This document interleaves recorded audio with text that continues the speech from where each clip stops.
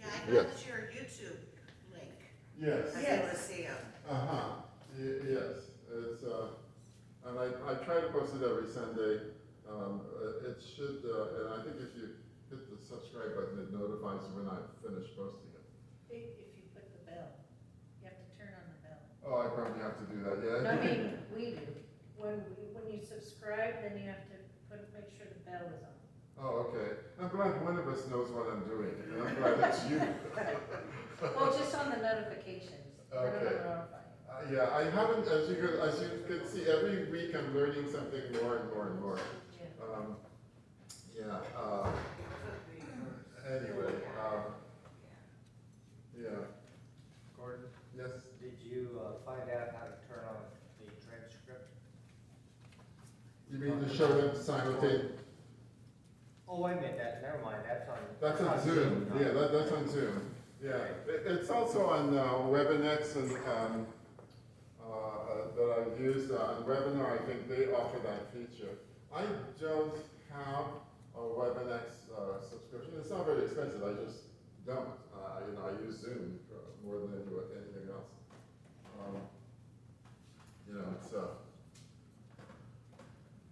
You've heard the old joke about being someone who had to go through the naturalization process, where they send you a copy of the U.S. Constitution before you become a citizen. You have to, read it. And the judge supposedly can ask you questions, but they virtually never do. I don't think they care about the U.S. Constitution either. But anyway, they know that question about name the 3 branches of government. Army, Navy, Air Force. Well, I realized that was a wrong answer for a very good reason. They left out the most important branch of government. The few, the proud. Yes. Yes. Are you Marine? You can tell Dave taught me very well. Is Yeah. Dave a Marine? Dave is an ex, yeah. No. Well, there's no such thing as an ex-Marine. You taught me that. There is no such thing as an ex-Marine, okay? There's a former A Marine, former Marine, yeah. but no exes. No exes. Anyway, enough about tomfoolery. Let's. By the way, I drank Camp Lejeune's water too. Oh, no. Oh, yeah, well, I don't think people realize the amount of sacrifices that the people who protect us, whether they be police officers or soldiers, take. They take a tremendous amount of risks. And if you notice something, I want to point out something to you. In the Gospels, Jesus never says anything derogatory about a soldier, not even a Roman soldier. Read them, and you will see them in the truth. You know why? Because soldiers are willing to sacrifice their lives for your life. You see why he wouldn't criticize the soldier? Makes sense. Let's go on with the parables. Now, I pointed out to you that the 3 parables, the parable of the sower, the parable of the mustard seed, and the parable of the yeast was a trifecta. There was something similar about the 3 of them. And what they did was that they showed you Jesus actually made a prophecy in those 3. He told you that the church was going to grow into a large bureaucracy that would become corrupt. You said, why? Steve asked that question, and I answered. I said, he was trying to tell us it's supposed to become big. It's supposed to become obnoxious. This will happen when you put humans in charge. You say, why did I emphasize that? Because in, I believe it's either in the Pearl of Great Price or in the Book of Mormon, I can't remember which, but I remember Joseph Smith said this. He said, he was approached, I want you to listen to this language very carefully. He was approached by the Holy Spirit and came into the presence of the Trinity. And he asked Jesus, which church should he join? And Jesus told him, they're all corrupt. Start a new church. Stop and think about this for a minute. Jesus predicted the church will become corrupt. Therefore, Jesus was not shocked. In his writings, he said Jesus was shocked at the state of the church. The church had become corrupt. Jesus knew the church was going to become corrupt. He wasn't surprised. And I just point that out to you. You know, I think, we have to be gentle in our approach to Mormons. They're some of the nicest people I've ever met. You would love to have a Mormon as a neighbor. I can tell you that. Now, I'm not joking. They are some of the nicest people you've ever met. I work with them, and they are really nice people. There you go. A good neighbor for 26 years. Yeah. We believe that their doctrine is wrong because they've added to the Bible. And I gave you last week 8 references from the Bible that says, do not add and do not subtract.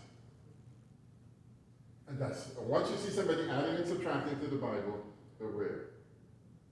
Beware. So, as I said, I believe they're wrong, but we live in a country where you need to understand the First Amendment is not about freedom of the press.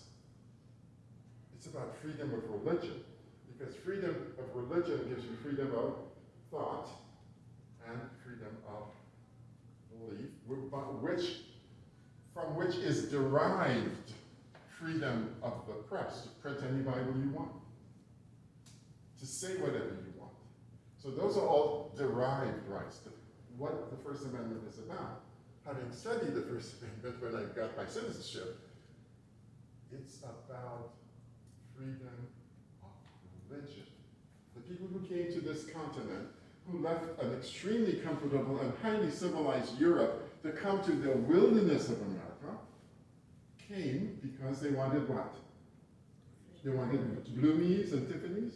No, I don't think they were interested in doing things. No, they came because they wanted freedom of religion, and you have to remember that. So we now come to the next trifecta, the next 3, and that is these. And you notice I'm taking this set of parables in groups of 3. The parable of the hidden treasure, the valuable pearl, and the fish in the net. And let's start with this. Let's go down this. Because you'll see that there's a relationship between them. And, yes, okay. And I want to point out some things. And there's also some misinterpretations of those parables. The parable of the hidden treasure. This is we're on page 11 for those of you who are following in the text, and we are on Matthew 13, verse 44. Again, this is Jesus speaking. The kingdom of heaven is like unto a treasure hidden in a field, the which when a man hath found, he hides, and for joy therefore goes and sells everything he has and buys that field. Now, the common interpretation of this parable is that we are the man, we found Jesus, and we sold everything. Let me ask you, I have no idea what that was, but how many of us sold everything we had and went to live under a bridge when we found Jesus? Well, that's the first mistake you made. You see, the Jesus I know, his picture was never on the back of a milk carton. Jesus wasn't lost. You and I were lost. Jesus found us. You know, if you've been a parent, you probably have experienced something that my wife and I have experienced. You know how we were shopping, we have 2 kids. I had the one that was in the stroller, and my wife had the one that could walk, and she was in the ladies' store going through every single dress, the usual story. And I was wandering around the store, and then I came back to her and I said, "Where's Jack?" And she said, "I thought he was with you." I said, "No, I left him with you. I have this one." And you know, if you've been a parent, you know that feeling of sheer terror, absolute terror. For the next few minutes, we're searching all over the store. We can't find it. I go to the store next door. She goes one way, I go the other way, and I go towards the Radio Shack that was next door to the lady store because he's a boy. You know? And of course, he's in there. Yeah, whatever. And so I come up to him and he says, "Dad, you were lost. Where were you?" You know, you see, that's us. I'm always amused when people says, "Well, I found Jesus." No, you didn't. Jesus found you. You were the one that was lost, not Jesus. Get that clear in your mind. And so when people say the meaning of this parable is that we are the man and Jesus is a treasure in the field, no. I told you what the field means in interpreting the symbolism of the elements in a parable. The field is the world. Remember that from the previous parable? You know what? The sower scattering seeds in the field. The field is the world. The man is Jesus. And the treasure that he found is you. You may not think of yourself as a treasure, but you are a treasure. And did Jesus sell everything? Did he give up everything to get you? Yes. He gave up his life. He gave up his position in heaven. So, a proper interpretation of this parable is the man is the Son of Man, is Jesus. The field is the world, and you are the treasure. The other interpretation is wrong. Yes, Bruce? Is the treasure us as Christians or us as humans? That's a very good question. I've always interpreted to be us as humans. I cannot argue the point you're raising because I haven't given it a lot of thought, but I consider it to be humans because here's it.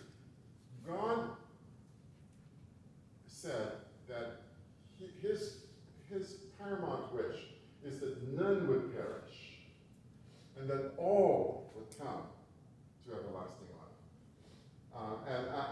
And I'm going on that belief that God wants, if it were possible, he wants everybody to be saved. But he doesn't want to save you against your will. You know, if you say, I want to party, get drunk, do drugs, have as many concubines and mistresses as I can, or whatever, or like, Madonna, just have a child with whoever walks through my door. You say, I want to have nothing to do with God. Then God will honor your wish. He will give you what you asked for. You asked for a world where you didn't have to be associated with him. He'll give it to you. But that's not his wish for you. If you've had adult children who are going astray, you know that they're doing something wrong. You tell them, and they won't listen. Do you force your way on them? You can't. They're adults. So, the people who say to me, I want to live any way I want, like George Wald, I want to do whatever I want to do to whoever I want to do, whenever I want to do it, however I want to do it, wherever I want to do it. And I don't want you telling me it's sin. I don't want you telling me that at all. Those people will say to me, why doesn't God just save everybody? It doesn't matter if I say I don't want to have anything to do with God, get God out of my life, I want to party, and then when I die, I want to go to heaven. Let me ask you this. If you walk up to your wife at 10 p.m. and says, I love you, how far do you think that will get you? Not very far. You should have said that at 7 a.m. in the morning. If you want something from your wife, don't tell her at 10 p.m. that you love her. Bad idea. Start telling her when you get out of bed in the morning how much you appreciate her. Yes, tell you that. I appreciate you. I love you. I'm lucky to be married to you. hear that at 10 p.m. at night. Common sense. So how could you tell me you don't want to have anything to do with God? But when you die, you want to go to heaven and spend an eternity with him? You didn't want to spend 80 years with him here on earth, but you want to spend an eternity with him? That doesn't make logical sense. I point this out to you about this first parable, because understand who went looking for who. He went looking for us. You know, most of us will probably find, I can tell you, speaking for myself, wonderful life. I wasn't even thinking of going in that direction. My life was not uncomfortable. I was not sleeping under a bridge. Very happy. But it was a fool's paradise. And I didn't realize that. I didn't. So I want you to understand that about that parable. It's a very simple parable to understand. As long as you identify the elements correctly. The man is Jesus, the field is the world, and you are the treasure. Not the other way around. Now, the parable of the value of the pearl. By the way, it's on the basis of this that Joseph Smith wrote, The Pearl of Great Price. That's what that's about. Let me read this parable to you. Matthew 13, verse 45 and 46. Again, the kingdom of heaven is like unto a merchant man, seeking goodly pearls, who, when he found one pearl of great price, went and sold all he had and bought it. Now, this is an interesting progression based on the previous parable. If you know how pearls are made, a pearl begins with a grain of sand. Irritation. It's an irritation that gets into an oyster. The oyster secretes a polymer biochemical called lacquer, and it coats the grain of sand to cut down on the irritation, and then successive coats upon successive coats. And what you have at the end is a pearl. Pearls are rather unique. Unlike many of the other precious stones, diamonds, rubies, sapphires, etc., pearls do not have to be specially cut by a specialist like the diamond specialist in order to bring out their beauty and luster. You see, when you find a raw diamond in the ground, if you were to take that into an expensive jewelry store and just put it in the shelf, no one would buy it. It is cut in such a way to cause the light to reflect in a certain way back to you. That is deliberate. That is to catch your eye, or more accurately, to catch your wife's eye.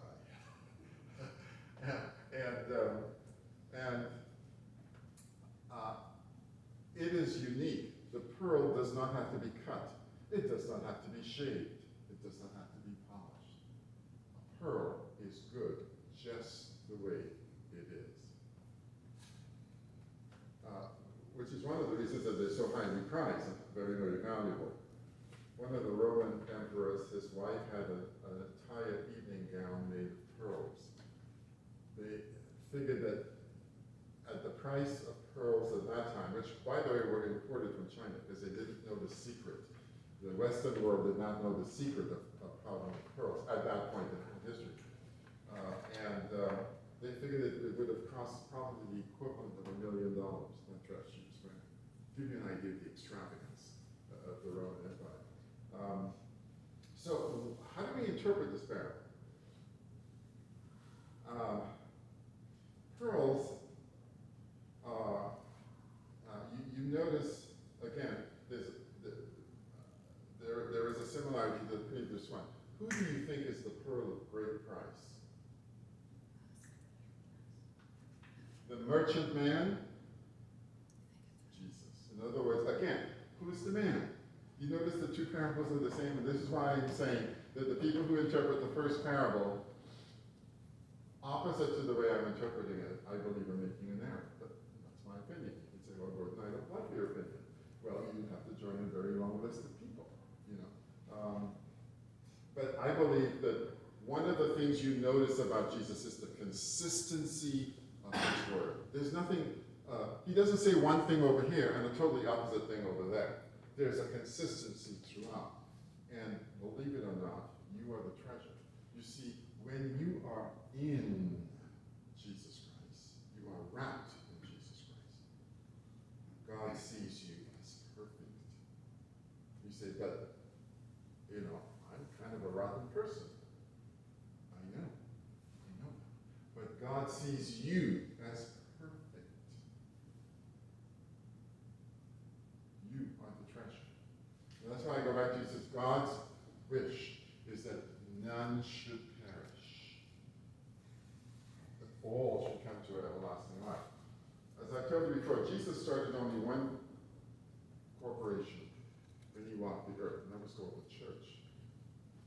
Notice God did not start an organization called Jewish Lives Matter. Did you ever notice that? No, he didn't. All lives matter to God. All. And for the only political thing I will say is that for the people who say to you that a woman has a right to do whatever she wants with a fetus, let me say this to you and show you some illogic here. There is a law, federal law, in this country that says if you damage the egg of a bald eagle, do you know what the fine is? Give me a wild guess. $400,000. You're close. You're $250,000 for damaging one egg. And do you know what the maximum prison time is? 6 years in prison. But wait a minute. A fetus is more alive than an egg. A fetus has a heartbeat. It has blood vessels. The blood vessels that begin to form at about the 3 weeks after conception. The heartbeat is detectable definitely at 6 weeks, I can tell you that. Definitely. And in some instances, even sooner. But definitely at 6 weeks. So if an egg that has not even, there's no chicken in it, is worth $250,000 and 6 years in prison, I'll give you another law for consistency. I have no idea what that is. Breaking news, you're about to say something really important. I'm glad one of us had.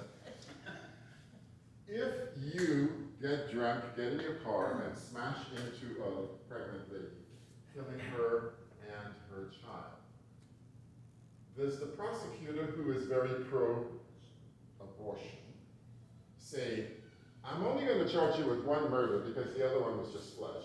No. What does the law say here in California? If you kill a pregnant woman and her child dies as a result of it, how many murders are you charged with? 2. So, how could you tell me that it's not a lie? That's the end of my political commotion. I believe, and I believe I stand on biblical grounds, not political grounds,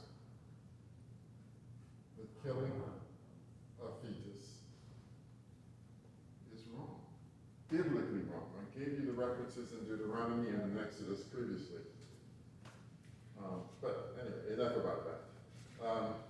So again, who is the pearl of great price? You, lacquered like the grain of sand. You see, you and I are really an irritation, but Christ covered us. And you are now looking like a pearl. By the way, speaking of looking like a pearl, you look really nice now. Yeah. Oh, you're right. No, yeah, that's so brilliant. Yeah, you look really nice. Carmen must be taking you someplace very expensive, especially. So, and again, once you have the right interpretation of the elements, these three parables become very easy to understand. And again, notice that my definition of the treasure and my definition of the pearl didn't change. Whereas if I had adopted the opposite explanation here, I would have to switch it around to an opposite meaning here. The Bible is consistent. Very consistent. Why?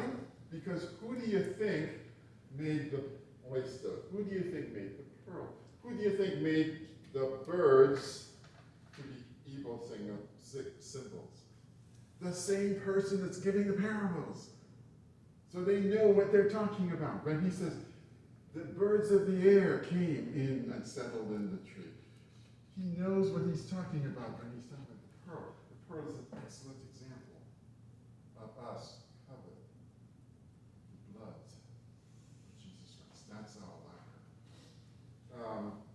Now, the parable of the net, which I'm going to read it, or go into in a second,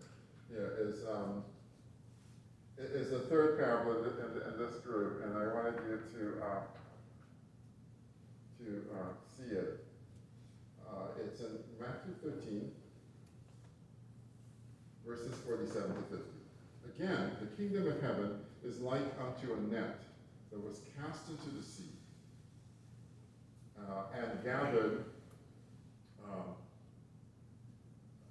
of every kind,